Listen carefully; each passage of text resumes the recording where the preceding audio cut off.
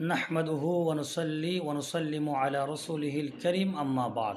সম্মানিত মুসলিম জনতা, যে যেখান থেকে আমার আলোচনা শুনছেন প্রত্যেককে আন্তরিক মুবারকবাদ, সালাম, আসসালামু আলাইকুম ওয়া রাহমাতুল্লাহি তাআলা ওয়া বারাকাতুহু।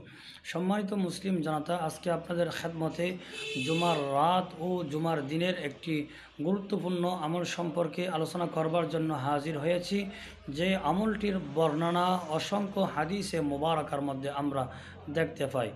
হযরত সৈয়দনা আবু উমামা রাদিয়াল্লাহু তাআলা আনহু থেকে বর্ণিত, তিনি বলেন, আল্লাহর মেহবুব নবী সাল্লাল্লাহু তাআলা আলাইহি ওয়াসাল্লাম ইরশাদ করেন, মান ক্বারা হামিম আদ-দুখানা ফি লাইলাতিল জুমআতি আও ইয়াউমাল জুমআ বানাল্লাহু লাহু বিহা বাইতান ফিল জান্নাহ।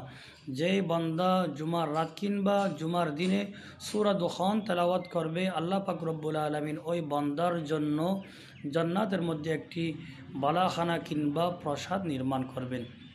হাদিসে মুবারাকা থেকে আমরা আরও জানতে পারি, আল্লাহর মেহবুব নবী সাল্লাল্লাহু তাআলা আলাইহি ওয়াসাল্লামা ইরশাদ করেন, মান ক্বারা হামিম আদ-দুখানা ফি লাইলাতিল জুমআতি গুফিরা লাহু। যে বান্দা জুমার রাতে সূরা দুখান তেলাওয়াত করবে, আল্লাহ পাক রব্বুল আলামিন তার পাপগুলো মার্জনা করে দেবেন।